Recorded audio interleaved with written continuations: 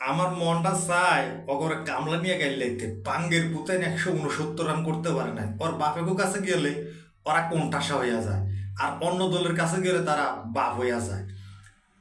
মানে দাদাদেরকে তাদের জিতাইতে হবে, এই চিন্তা ভাবনায় বাঙ্গের পুতাইন খেলতে নামছে মারে, 0 রানে আউট হয়। হ্যাঁ, ন্যূনতম কমন সেন্স নাই এদের খেলার মধ্যে। যা কিছুই করুক না কেন, আজকে হার্ট ঠিক আছে, কারণ হার্টস ভালো হয়েছে। যা, বাংলাদেশের লক্ষ লক্ষ কোটি কোটি মানুষ রাস্তায় দাঁড়িয়ে তোদের খেলা দেখতেছে, যে অন্তত এশিয়া কাপে তোরা ভারতকে হারাইবি। এশিয়া কাপ জয় করার দরকার নেই, বাঙ্গির পুতাই কামলা নিয়ে গাইলে লইও তোদেরকে বসাইব না, কারণ কামলার বেতন দেয়া লাগবো।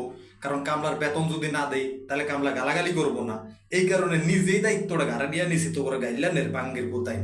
169 রানে বাংলাদেশের বলাররা কি সুন্দর একটা ইনিংস উপহার দিল, আটকাই দিল 168 রানে, যেখানে রান হওয়ার কথা ছিল 200, সেইখানে দুর্দান্ত কামব্যাক করছে বলাররা। আর ব্যাটসম্যান একমাত্র সাইফ হাসান ছাড়া আর সবাই ডাব্বা। তাই যে বাদশামী, পুষ্পা জাকের ক্যাপ্টেন্সির দায়িত্ব পাইছে, এতদিন কইছে বাতাসের কারণে তার সমস্যা হয়েছে ব্যাটে বলে টাইমিং করতে। এখন একে তো ক্যাপ্টেন্সির দায়িত্ব তার উপরে, এই কারণে তো আরো বলছো ও দেখবো না। হ্যাঁ, মোস্তাফিজের মতন খেলোয়াড় আইয়া ব্যাটে লাস্টে সাইরি মারে, তোরা তো আসলে মোস্তাফিজেরও যোগ্য না। হ্যাঁ, কি একটা একাদশ সাজাইছে নুরুল হাসান সোহানের বাদ দিয়া। হ্যাঁ, Tanzim Hasan, Tamim opener, Saif Hasan Hossain opener, Parvez Hossain ইপন opener, এত ওপেনার দেওয়া লাগবো কেন? তো গো, একটা মিডল অর্ডারে ভালো ব্যাটসম্যান দরকার ছিল, সেটা না নিয়ে বাঙ্গের পুতাইন তোরা করছস কি ম্যাচটারে তোর বাপেকে হাতে উঠে দিয়ে আইসস। ওরা তোর আব্বা লাগে না? আব্বাকে ভয়তে কইছিল তোকে দুগা সুগারের গোড়া তারা রাইকা দিব মারে, এই কারণে আব্বা করে জিতে দিয়ে আইসস। ফরনেস কালকে তোর বাপ আরেক বাপ পাকিস্তানের লগে, ওই পাকিস্তানের লগে তোরা যদি না জিতস তাহলে হয়তো যারা গেছস কিছু কিছু প্লেয়াররে দুবাই থেকে আমাদের হজরত শাহজালাল আন্তর্জাতিক বিমানবন্দরে পাঠিয়ে দিস, তো সাইজ করবো, সাইজ সাইজ ইচ্ছা মতন কামলা লাগে ভাড়া করিয়া নিব, ভাড়া করিয়া নিয়ে তো করে সাইজ করামো, আর সাফারি পার্কে বাঘের সাথে তোদের বসবাস দেবো, সহবাস। তখন তোদের শিক্ষা হবে। বাঙ্গের পুতাই এত সুন্দর একটা ইনিংস উপহার দিল বলাররা, সেইখানে ব্যাটসম্যানেরা ব্যর্থতার দায় ঘাড়ে নেয়া, হ্যাঁ দাঁত কেলাইতে কেলাইতে তারা মাঠ ছাড়ে। হ্যাঁ, বাদশামী, পুষ্পা জাকের, আমি নেহি যুগঙ্ক পুষ্পা জাকের আলী। হ্যাঁ, জাকের আলী ভালো খেলছস তোরা না, নিজেকে প্রতি আবার গর্ববোধ করস, তারা তো করবে গর্ববতী বাংলাদেশের সমর্থকেরা, লক্ষ কোটি জনতা জনগণ সমর্থক তোদের ফ্যান ফলোয়াররা বাংলাদেশে রাস্তায় দাঁড়াই খেলা দেখতেছে।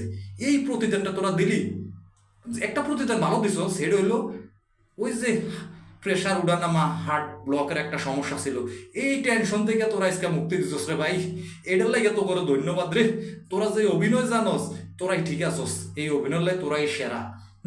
তোরা সেরা। কালকের ম্যাচে কি করবি সেটাই দেখা, কালকের ম্যাচ যদি না জিতস তো গরু তো ইয়ার ফুটেজে কি করব, তোরা ভাইবা দেখ। বাংলাদেশের দর্শকের এখনো কিন্তু ধৈর্য হারা হয় নাই, এখন একটা ম্যাচের দিকে তাকিয়ে আছে। এই ম্যাচ পরে যদি ধৈর্য হারা হয়ে যায় বাঙালি, আবার কিন্তু আগের মতন তোদেরকে নিয়ে ট্রল করা শুরু করব, সেই চিন্তা ভাবনা মাথায় রেখে আগামীকালকের ম্যাচটা খেলিস। হ্যাঁ, লিটন কুমার দাস সুস্থতা হয়ে লাভ করে ফিরে আসুক, এই প্রত্যাশাই করি। কারণ ক্যাপ্টেন্সির পূর্ণতা অভাব এবং একটা দায়িত্বশীল ব্যাটিংয়ের অভাব দেখলাম আজকে, যে সাইফ হাসানের কেউ সঙ্গ দিতে পারলো না।